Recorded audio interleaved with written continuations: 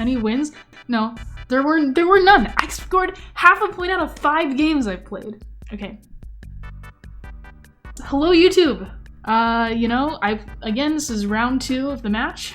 I had the black pieces this time, and Mathew Pikus, if you will, is a known Jobava London player.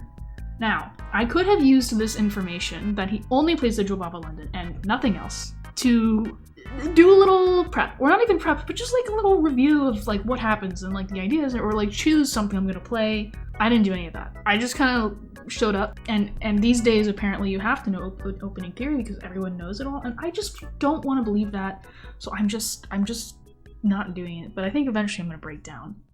Anyway, d4, knight f6, knight c3, d5, bishop f4, the Jobava, good stuff. I just went e6, and this is what I played against Daniel Marmer in Vegas. It worked fine for me.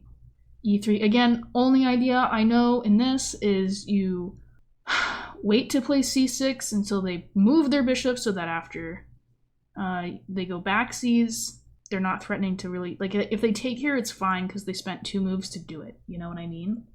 That's all I have. Bishop e7, a3. Yeah, he's just playing pawn moves. Castles, h3. The comments I got from the GM on this game were, he sure likes to move his pawns. So I went c5 here, which I was told was bad by like everyone. Lichess on a depth of 26 says it's the best move.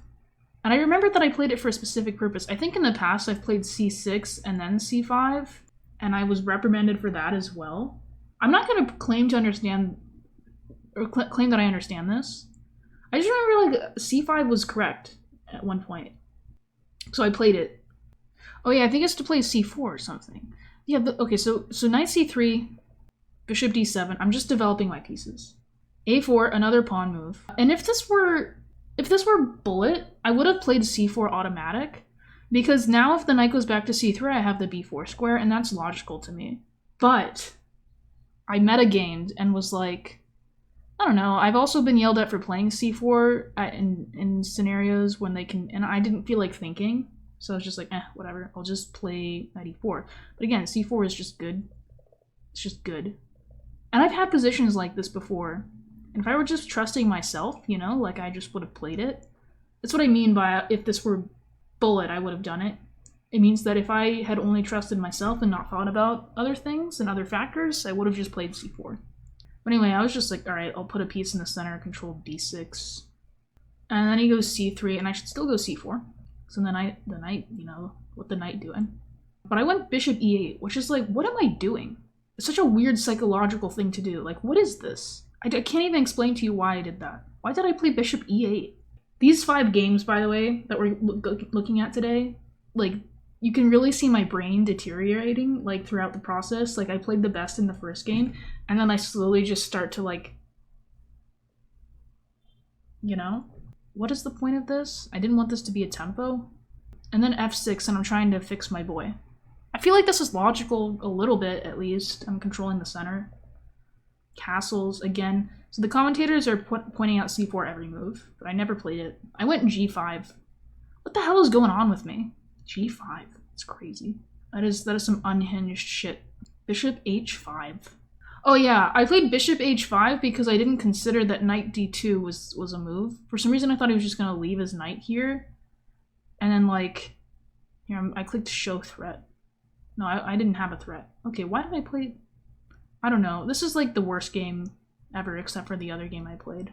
What the fuck am I doing? Like, okay, light squared bishop, but also where my light squared bishop, you know? And then I had to take here. And now, like, I can't, by the way, I forgot to mention, I can't move my fucking rook because of the knight, and then also, like, I can't, you know, I can't move my knight anywhere, you know, I can't move any of my pieces, so I'm just trying to hold it together at this point. At this point I wanted to resign, but I was trying not to.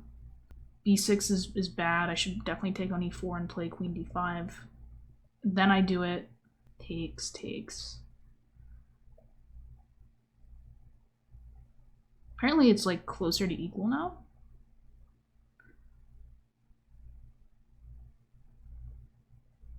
I don't remember any of this, by the way. That's why I'm really breezing past everything. And also my position is terrible and it seems unsalvageable to me.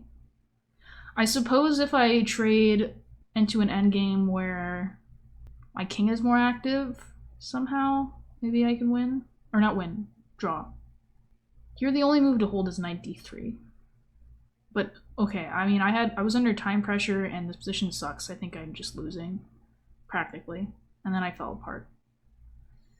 And I think I resigned. God, I played on for so long. I resigned here. So, I don't know, that game sucked. I really have very little to say about that game. This isn't an educational video by any means. This is just keeping up with the logs and the lore, the Zevcat lore. You're not going to learn anything from this game because, like, just don't do anything that I did. Like, why am I not playing c4? It's, like, obvious that that's... Okay. Anyway, moving on. Short video, yeah.